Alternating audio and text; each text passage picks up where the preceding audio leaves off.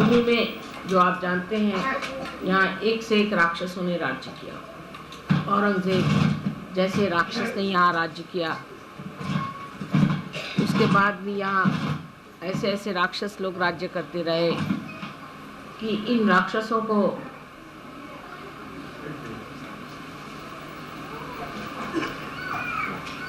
किसी भी तरह से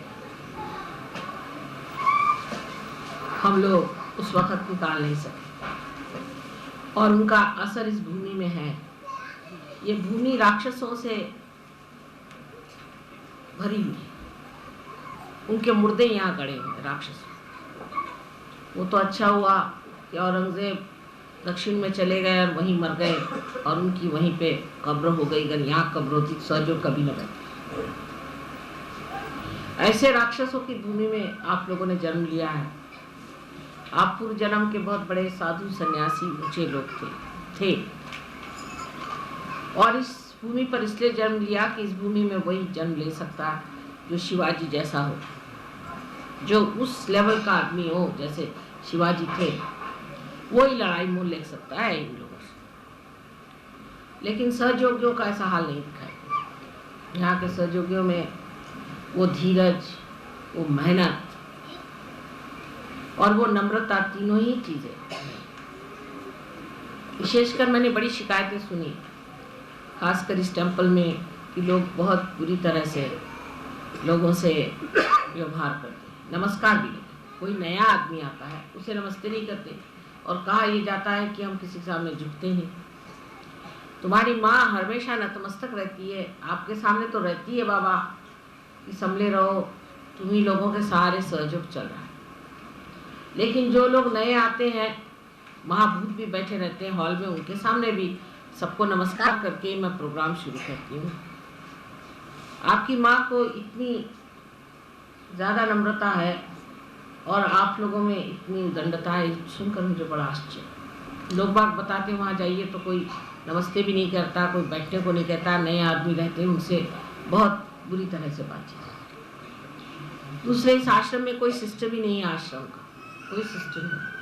कहीं दुनिया में ऐसा नहीं है। जहाँ जहाँ हमारे आश्रम हुए हैं आप लोग जाकर देखिए, आप आश्चर्यचकित होंगे कि सब आश्रम निवासी लोग 4 बजे सवेरे उठ करके नहा धोकर ध्यान करेंगे। वही हाल सहयोगियों का है, जो कि कोई मेहनत अपनी गहराई की ओर नहीं करते। ऐसे ही इस देश में पैदा हुए तो यज्ञ यहाँ करने की जरूरत। ऐसे देश में पैदा हुए कि जहाँ बड़े बड़े उखड़ पड़े और आप लोग बिल्कुल ही जड़ की खोज नहीं करते, गहरे नहीं उतरते, कोई गहरापन नहीं, गहरी बातें नहीं, गहरे महसूस। सहयोग एक सोशल इवेंट हो जाए तो कैसे इसमें मैं सहयोग को कैसे बैठाऊँ इस दिल्ली में। आप लोगों पे बड़ी जिम्मेदारी है। एक तो यहाँ अहंकार, पहले ही औरंगजेब से लेकर अंग्रेज तक सब लोग अहंकार देकर चले गए। उससे ये भूमि जो है शापित उस अहंकार से। और दिल्ली वाले बड़े अहंकारी लोग, इसमें कोई शक नहीं। न जाने किस चीज़ का अहंकार, ना उनके पास कोई विशेष धन संपदा है, नहीं मतलब ये कि उनके पास कोई लक्ष्मी तत्व तो है नहीं। होगा पैसा होगा तो कंजूसों का पैसा किस काम का। ना ही उनमें कोई एस्थेटिक्स है और न ही उनमें कोई गौरव की बात है। और किस चीज़ का इतना घमंड हम लोगों ने पा लिया है, इसकी और दृष्टि करें। एक तो लोग बोलते ज़रूरत से ज़्यादा है, मैंने देखा। मुझसे भी बोलते वक्त किसी में धार चीरने लगे।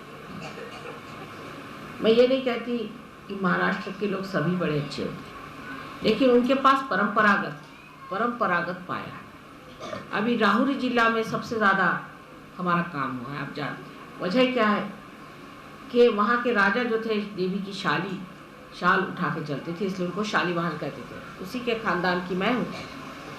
और उस जगह की एक और विशेषता बताऊँ आपसे कि औरंगजेब अहमदनगर तक आया लेकिन उधर कदम नहीं उठाया। इसीलिए शिवाजी के जो नाना थे वो आके वहाँ आश्रय में रहे थे, जो कि मेरे माँ का खानदान है। उनको कोई छू नहीं पाया, वहीं आकर वो इतनी पवित्र भूमि है। वहाँ मच्छिंद्रनाथ, गोरखनाथ आदि सबके काम। और श्री राम स्वयं वहाँ पैर के चप्पल जूते उतार करके सीता जी भी वहाँ गई, इतनी पवित्र भूमि। अब ये तो पवित्र भूमि है नहीं, जहाँ तहाँ उसके मुर्दे गड़े हुए हैं। जितने भी यहाँ आते हैं बेचारे टूरिस्ट, सबको आप यही मुर्दे दिखाते फिरते हैं यहाँ पर, वो सब पकड़े हुए जाते हैं। जब वापस जाते कल पता नहीं क्या हो गया, हिंदुस्तान गए तब से हम लोग का दिमाग खराब है। जहाँ जाइए वहाँ दुनिया भर के मुर्दे गड़े पड़े, सारे जितने टूरिस्ट की जगह है सब जगह मुर्दे गड़े, यानी स्मशान भूमि पे ही आप बैठे हुए हैं सब। अब यहाँ भैरवनाथ के जैसा कोई होना चाहिए, उस शक्ति के लोग होने चाहिए कि जो इस स्मशान भूमि में परमात्मा को खड़ा करें। इस राख में से फिनिक्स जैसे निकला था वैसे निकालना चाहिए। पर मैं देखती हूँ कि कोई न कोई चीज़ का बड़ा बंधन अपने ऊपर है। एक तो अहंकार जरूरत से ज़्यादा, एक तो आप अपनी परंपराओं को कुछ जानते नहीं, ना अंग्रेज हैं, ना मुसलमान हैं, ना हिंदू हैं, ना सिख हैं, कुछ अधमरी सी हालत। तो अपने जो पुराण हैं उनको पढ़िए, अपनी जो परंपराएं हैं उनके बारे में जानें, उसमें क्या लिखा हुआ है। कुछ अपनी, जैसे पंजाबी में कहते हैं ठहरापन, किसी के लिए कहेंगे लड़की अच्छी है, ठहरी है, ठहरी, जो अपने कदम गड़ाकर खड़े हो जाए, ऐसी स्थिति आप लोगों की होनी चाहिए। उसके लिए आपको गहन उतरना चाहिए, गहनता नहीं। ध्यान करिए, ध्यान में बैठिए, चित्त आपका हर समय घूमते रहता है। इसके बगैर यहाँ सहयोग किस तरह से पनप पाएगा? हो गए बहुत सारे कबाड़ खाने बन जाएंगे, लेकिन सहयोग नहीं बन सकता। सहयोग के लिए गहरे लोग चाहिए, जो गहरे, जिनको अहंकार है, जिनको ठीक से बात भी करना नहीं आती, जो दूसरों से बुरी तरह से बात करते हैं, अपने को बहुत समझते हैं, वो सहयोगी कैसे हो सकते हैं? सहयोगी तो अत्यंत नम्र होना चाहिए। जितने वो नम्र होंगे उतने ही वो सहयोगी। हाँ, एक बात है कि माँ के लिए कोई कहे तो ठीक बात है, आपको नहीं बर्दाश्त करना न होगा, चलो उसमें आपको माफ़ कर, लेकिन वो भी बर्दाश्त करने में कोई है नहीं, क्योंकि माँ को आपको कोई कहने से उसको ही नुकसान होने वाला है। इसलिए अपने अहंकार को पहले समझिए कि अभी हम सहयोग में कुछ उतरे नहीं, सहयोग के लायक हम नहीं हैं। और इस वजह से जो बाहर से लोग आते हैं उनका इम्प्रेशन अच्छा नहीं पड़ता। कोई आता है तो उसको बिठाने का इंतज़ाम, उनसे बोलने का इंतज़ाम। अब देखिए, आपके पास आश्रम बम्बई से पहले हो, मान गए, लेकिन अब वहाँ क्या क्या आप लताड़िएगा, लोगों को पता नहीं। जो आते हैं उनसे बातचीत का ढंग, बोलने का ढंग ट्रेडिशनल। अपने यहाँ अगर कोई पुरुष आते हैं बाहर से तो औरतें फ़ौरन सर ढक करके और नम्रतापूर्वक को बैठने का इंतज़ाम करते। ये अपने यहाँ के तौर तरीके हैं, वो तो सब गए। दिल्ली में वो कोई तौर तरीके नहीं मानते, लेकिन चलो वो भी नहीं मानो, लेकिन सहयोग के तौर तरीके मानने चाहिए, उसके सिस्टम में पढ़ना चाहिए। एक तो सारे सहयोगियों से मैंने बताया कि सवेरे 4 बजे सबको उठना चाहिए। अब रात को सिनेमा देखने गए सेकंड शो तो 4 बजे कैसे उठे? क्या ज़रूरत है सिनेमा देखने की? इतना सिनेमा देखकर कोई फ़ायदा हुआ है? कोई ज़रूरत नहीं। अगर देखा भी है तो भी 4 बजे, आप रोज़ 4 बजे उठने की आदत लगाए। पहले उठिए। लोग क्या कहते हैं, माँ आज हम जल्दी सो जाएंगे तो उठ जाएंगे, कभी ऐसा उल्टा होता नहीं। पहले आप 4 बजे उठिए, उठ के नहाइए धोइए शीतल जल से, और उसके बाद आप ध्यान में बैठिए। जब तक आप अपने में तपस्विता नहीं लाएंगे, आप सहस्त्रार पे कैसे उतरेंगे? पहले आज्ञा की तपस्विता लाना, तपाह, तब आप सहस्त्रार। नहीं तो आपके अंदर सफाई नहीं होगी, आप ऐसे ही बने रहेंगे। जितनी मैली गंदगी चीज़ें हैं वो दबी दबी रहेंगी, निकलेंगी नहीं। इसलिए पूरा प्रयत्न ये करना चाहिए कि रोज़ ध्यान धारणा सवेरे उठ करके करना ही चाहिए। शाम को सफाई किए बगैर कोई भी सहयोगी न सो। पैरों में पानी ले करके सफाई किए बगैर सोना। अब आप सहयोग में आ गए, आपकी जात बदल गई।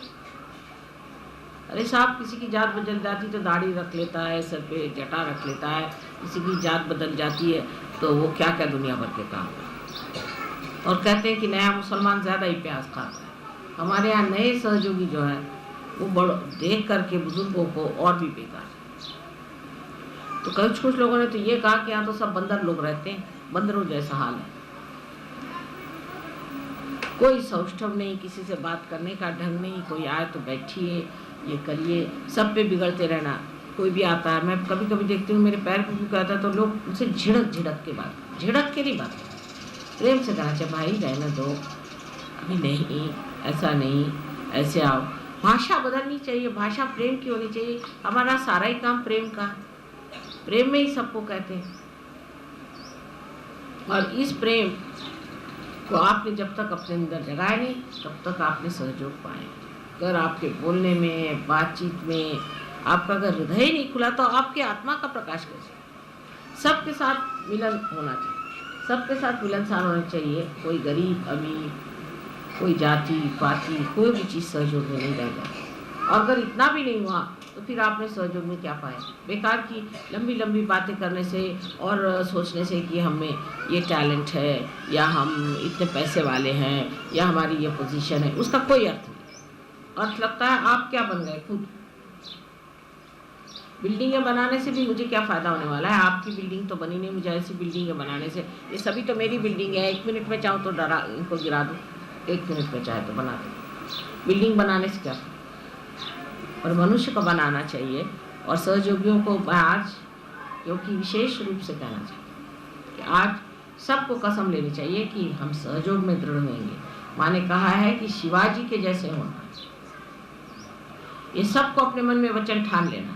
उसके लिए तपस्विता की ज़रूरत है। आपस में लड़ाई झगड़ा करना, मियाँ बीवी का झगड़ा, कहीं बच्चों से झगड़ा, ये सब बेकार बातें छोड़ छाड़ करके, कोई किसी की बीवी बच्चा नहीं, मैं मेरा ही सब, मेरा से रिश्ता है। अपने को साफ करिए, अपने को गहरे बनाए, बातें कम, बातें बहुत सोचो। दिल्ली के सहयोगी बहुत बात करते हैं, गलत बात।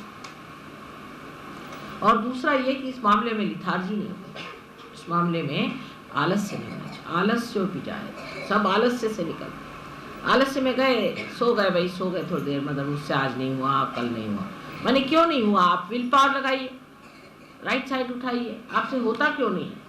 अपने आप इतने निम्न हो गए कि आपसे होता नहीं? ऐसे कैसे? अगर आप इतने निम्न होते, अगर आपका बेसिस इतना खराब होता तो मेरे सामने आप बैठ नहीं सकते। लेकिन जब आप कोई विशेष होंगे तभी तो ना आप मेरे पास आए, तभी तो आप मेरे साथ रह रहे हैं, तभी तो मेरे साथ संबंध चल रहा है।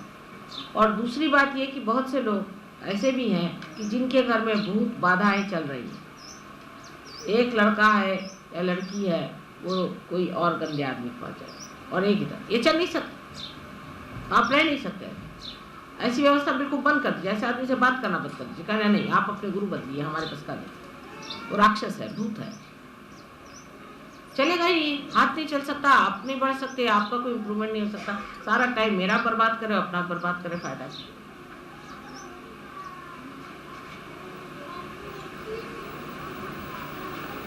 और आगे के लिए माँ ही बता सकती और कोई नहीं, किसी को इतनी परवाह नहीं है। आपका हित हो ऐसे किसको परवाह? कृष्ण को दे दीजिए तो वो संवार कर मारेंगे सबको, क्राइस्ट को दे दीजिए तो अपने को क्रूसिफिक्शन कर लेंगे। सब भागते हैं, कोई नहीं कल्याण के पीछे नहीं, क्योंकि कल्याण करने में कहना पड़ता है, बताना पड़ता है, समझाना पड़ता है, संजोना पड़ता है, उनको दुलार से उनको उठाना पड़ता है। कल तो पहाड़ के जैसे कुंडली नहीं उठाई तो मेरा शरीर सारा एकदम जैसे शिथिल हो, एकदम पहाड़ की जैसी कुंडली। अगर यहाँ के सहयोगियों में ये प्रबल शक्ति नहीं हो तो मुझे इतना प्रॉब्लम ही नहीं हो, पर यहाँ के सहयोगी कमज़ोर हो, कुंडली नहीं उठाते वक्त इतना जोर मुझे को अकेली को खींचना पड़ता है। अगर आप लोग सबल हो तो बहुत ज़ोर से कुंडली खींच सकते। तो पहले सब लोगों को चाहिए कि अपने चित्त को ठहराएं, ध्यान धारणा करें, गहरे उतरे, माँ को हृदय में बिठाएं, भक्ति, माँ की भक्ति, भक्ति के गाने लिखे।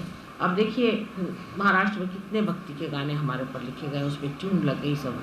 अभी भी आप लोग सिर्फ गणेश की स्तुति गा रहे हैं, वो तो पुरानी लिखी हुई है, वही गा रहे हैं, वही दोहरा रहे हैं, उसमें क्या अर्थ है? यहाँ इसकी कविताएं लिखी, इंग्लैंड में देखिए, अमेरिका में जाए, हर जगह उन्होंने कविताएं बनाई, सिवाय दिल्ली, अपनी तरफ से कविताएं लिखी। अब गणेश स्तुति, लक्ष्मी स्तुति सब हो गया, क्राइस्ट की स्तुति सब हो गया, वो मामला नहीं। अभी तो मैं सामने हूँ, मेरी स्तुति करो, उसके लिए शब्द ही नहीं किसी के पास। ये पुरानी सब चीज़ें ले करके बोल रहा है। नाम मेरा आना चाहिए, लेकिन कहाँ होता है, बहुत ही कम लोग इसकी कोशिश करते हैं। और फिर ठीक से ना तो कोई व्यवस्था है, ना कोई सिस्टम है कि किस तरह से म्यूजिक गाया जाए, किस तरह से आरती करी जाए, सब अव्यवस्थित हो। सब चीज को व्यवस्थित होना चाहिए। आपस में इनका ये खराब है, उनका वो खराब है, ये ऐसे है, वो ऐसे। आप क्या, आप अपने, कोई कहता मेरा लड़का ठीक नहीं, कोई कहता मेरी माँ ठीक नहीं, कोई कहता मेरी बीवी ठीक नहीं। अरे भाई आप ठीक हैं, आप परफेक्ट हैं क्या? आप लोग परफेक्ट हो जाए।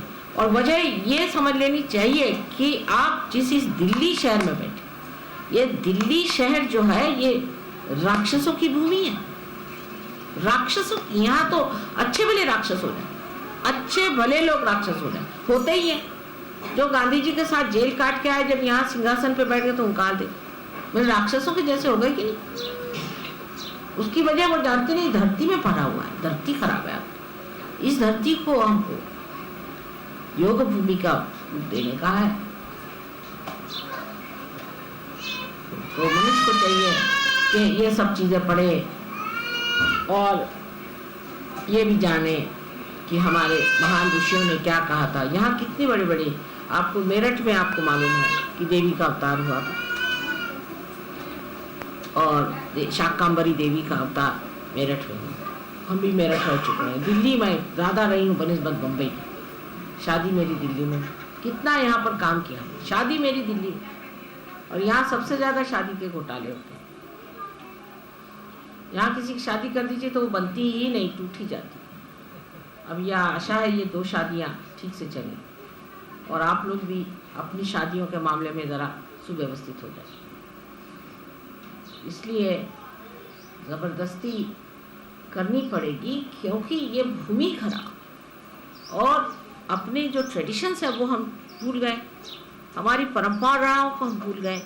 हमारे अंदर परंपरा कुछ नहीं रह गई, ना हमारे अंदर परंपरा रह गई है, और भूमि खराब है और हम सहयोगी हैं। लेकिन हैं आप बड़े ऊंचे किस्म के सहयोगी, नहीं तो आप हिम्मत नहीं करते इस धरती पे जन्म लेने।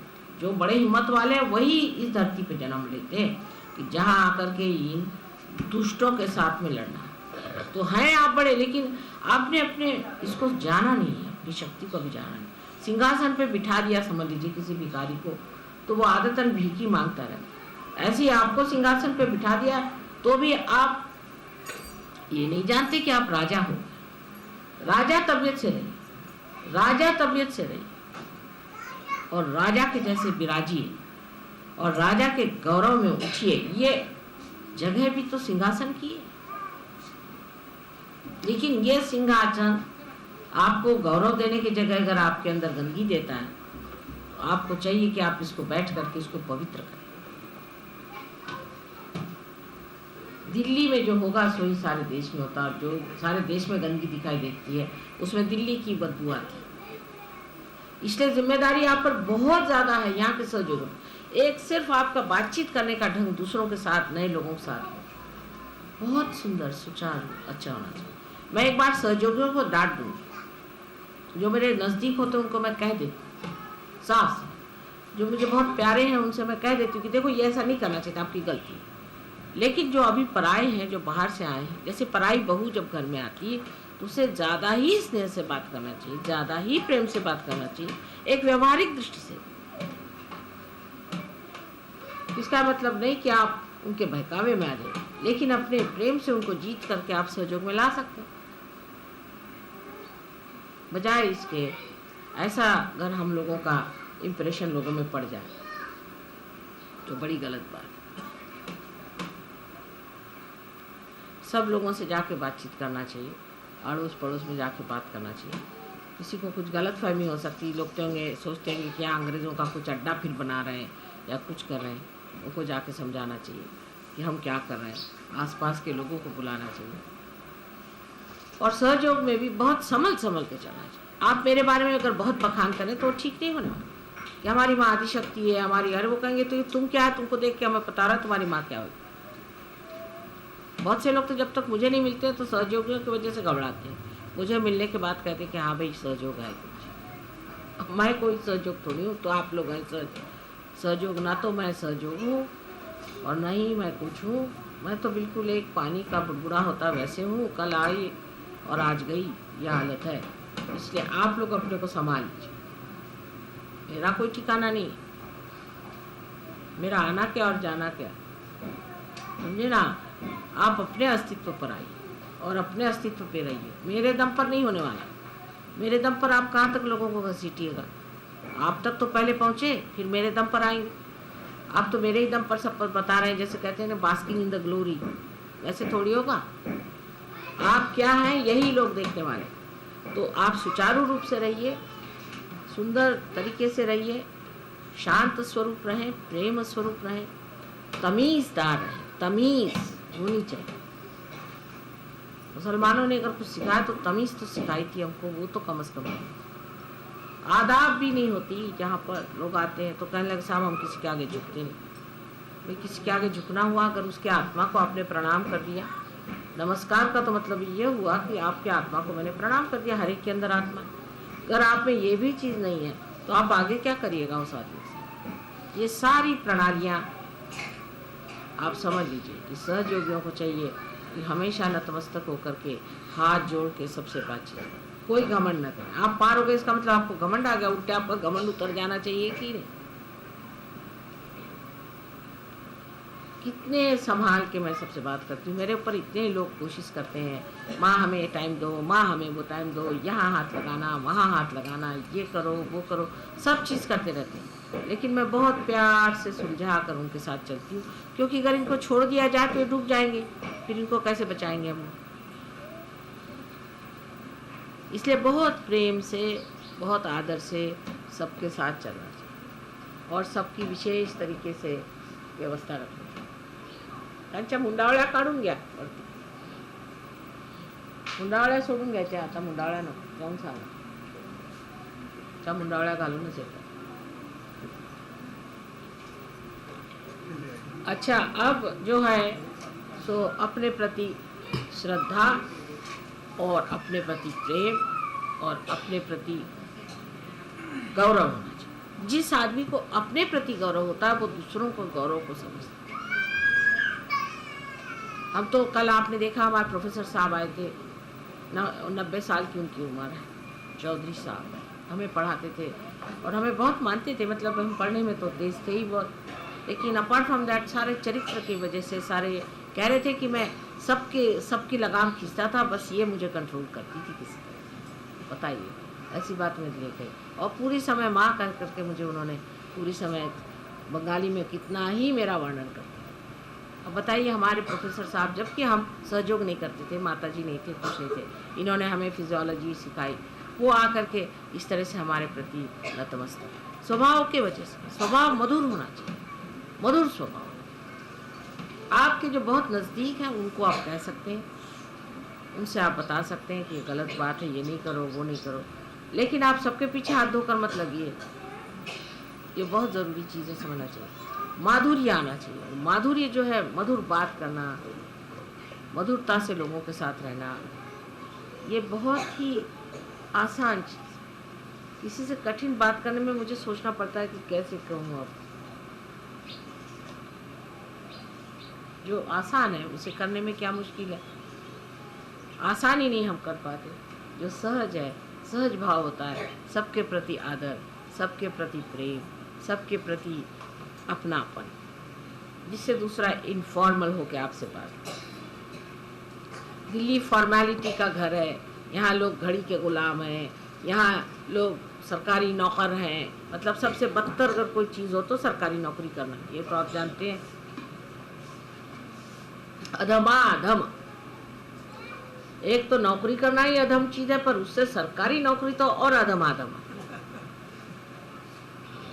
और इस सरकार जैसी सरकार है, भगवान ही बचाए।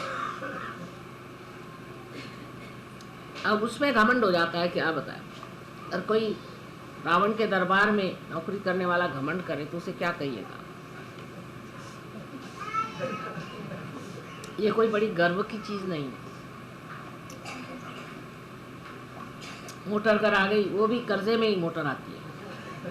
मुझे सब मालूम है, क्योंकि मैं तो सरकारी नौकर की बीवी। कर्जे में मोटर आ गई, मोटर की घमंड हो गई, कर्जे में घर बनाया, घर का घमंड हो गया। बीबियां अपने को तो बिल्कुल अप्सराएं समझती हैं, सरकारी नौकर की बीवियां। अगर एक चपरासी होगा तो उसकी बीवी जो अपने को कलेक्टर कम से कम समझती है। सरकारी नौकरों के किस्से आप मुझसे सुन लीजिए, मैं सबको देखती हूँ। बहुत घमंडी होती और वो घमंड में कुछ भी सत्य नहीं, मैंने जरा सा भी सत्य। फाइलें चलाते रहते हैं कागजी घोड़े और सोचते हैं शिवाजी हो गए। घोड़े पे तो बैठना ही नहीं आता है, किसी को घोड़े पे बिठा के देखिए तो पता चले कि कितने गहरे पानी।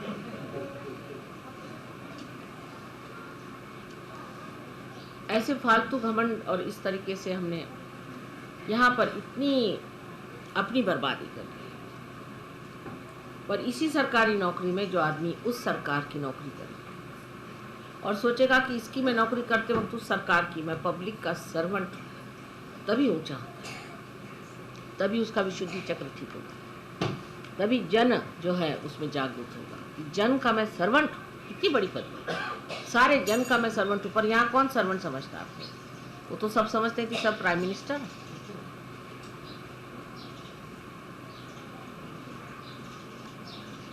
मुझे काफ़ी अनुभव है इस चीज़ का, मैं दिल्ली में काफ़ी रह चुकी हूँ। और एक मज़े की बात बता दें कि हम यहाँ आकर के पहले मीना बाग में रहते, तब शास्त्री जी के सेक्रेटरी थे श्रीवास्तव साहब। मतलब हमें तो मालूम ही नहीं था कि बड़ी भारी पोजीशन है कि क्या, पर हमने कहा था शास्त्री जी की मदद करना चाहिए, इसलिए आ गए। तो सब औरतों ने पूछा, हम जब गए कहीं पार्टी, उनको सब मालूम रहता है सीनियरिटी किसकी कितनी है, औरतों को मालूम है कौन सीनियर है कौन जूनियर है, सब वो लोग सब पार्ट कर गए। और हमारे तो कोई हिसाब ही नहीं रहता किस चीज़। तो पूछा कि आप कहाँ रहते हैं? हमने कहा भैया मीना बाग में रहते।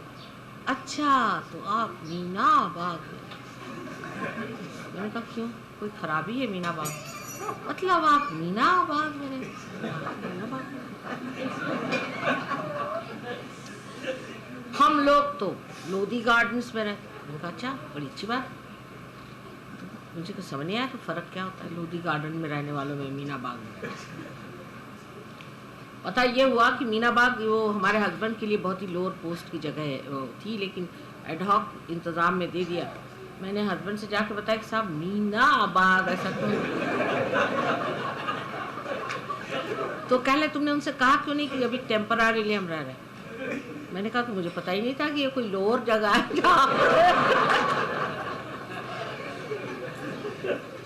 इतनी फॉल्सुड है ब्यूरोक्रेसी में, इतनी फॉल्सुड, इतने घमंडी होते हैं। अपने घर में कहेंगे बीमारी ठीक करने बुलाएंगे, लेकिन प्रोग्राम में नहीं आएंगे क्योंकि पब्लिक से हमारा संबंध आएगा। लेकिन जब जेब भरनी होती है तब पब्लिक से संबंध कोई हट जाए। जब आपको अंडर द टेबल लेना होता है तो पब्लिक से संबंध कोई हर्ज नहीं। शराब पीना तो पब्लिक से संबंध में कोई हर्ज नहीं। कहीं भी होटल में जाइए तो दिन के वक्त जब ऑफिस चल रहा है देखेंगे आप 4-5 खड़े हुए वहाँ पी रहे। आजकल तो यह हाल, हमारे ज़माने में इतना हाल ख़राब नहीं था, और आजकल मैं देखती हूँ, मैं जानती हूँ ना उन लोगों, यहाँ क्या कर रहे हो भाई, तुम्हारा तो आज दफ्तर है। इस कदर घमंडीपना इन लोगों में होता है। आखिरी बात आपसे बताया कि हमने एक ज़मीन खरीदी थी, वहाँ गए तो वहाँ गाजियाबाद के कोई होंगे, वो पूछा नहीं कोई होंगे, डिप्टी कलेक्टर हो चाहे जो, बैठे कह ले आप लंच हो गया, अब मैं किसी का कोई काम नहीं करता, मैं लंच में किसी का काम नहीं करता हूँ, मेरा लंच लेना ज़रूरी है और मैं लंच के वक्त कोई किसी का काम नहीं करता। तो मैंने कहा भाई कमाल के आदमी है। उसके बाद हमने कहा अच्छा ठीक है आप लंच करिए, हम 1 घंटे बाद आते। हमारे हस्बैंड चुपचाप उनको देखते रहे, और आप जानते हैं वहाँ कलेक्टर रह चुके हैं श्रीवास्तव साहब मेरठ में। तो उसके बाद जब हम ठीक चल रहा था,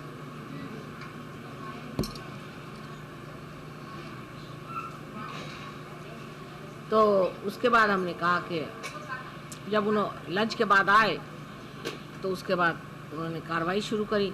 बहुत टाइम वाइम लगा दिया, बहुत देर हो गई। इन्होंने कहा था भाई हम लंदन से आए हैं, हमें प्लेन कैच करने का है, कुछ नहीं, उनका लंच होना चाहिए बहरा। तो उन्होंने कहा भाई, मैंने कहा आप एक बहुत बढ़िया पब्लिक सर्वेंट मैंने देखी। कहने क्यों? मैंने कहा देखिए मेरे हस्बैंड ने इतने दिन नौकरी करी जब तक वो इंडिया में रहे, एक दिन सैटरडे संडे भी घर नहीं रहते थे, लंच का तो छोड़िए, सैटरडे संडे भी इस आदमी ने मेहनत करी है। और एक आप बढ़िया आदमी जो इतना लंच का ख्याल रखे। तो कल आपके हस्बैंड क्या सरकारी नौकर थे? मैंने कहा आपके मेरठ में कलेक्टर थे। नाम वहाँ पूछने के बाद वो एकदम गारद हो गए बेचारे बहुत परेशान हो गए। उसके बाद कहने लगे कि हमें माफ़ कर दीजिए। मैंने कहा नहीं भैया, एक बड़ा अच्छा उदाहरण इनके सामने आपने दिखा दिया कि एक आदमी लंच के लिए इतना परेशान है। मेरे पति ने तो महीनों लंच नहीं खाए और इतनी मेहनत करते हैं। मैंने कहा देखो, एक ये भी है पब्लिक सर्वेंट और आप एक पब्लिक सर्वेंट तो बहुत परेशान हो गए। उसके बाद हमारे दामाद गए तो कहले अच्छा वो आप उन्हीं के दामाद हैं जिन्होंने मुझे लंच पे टोका था तो ऐसी हालत। एक डिप्टी कलेक्टर है, कुछ है, कोई खास बात नहीं, लेकिन लाट साहब भी देखिए उनकी कि मैं अब लंच पे बैठा हूँ, इन्हें जैसे कोई गणेश जी लंच खा रहे हैं।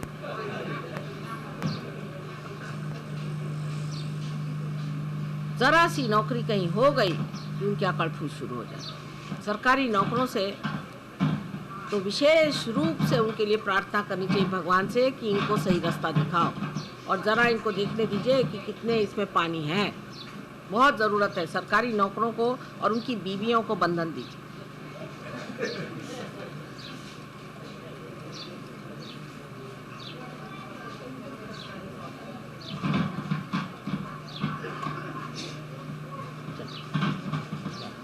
आता लवकर करा तो गणेशाचं एकदाच घेऊन टाका, कोणाला एकाला वर्षाला। किसको कहा पूजा में बैठने को?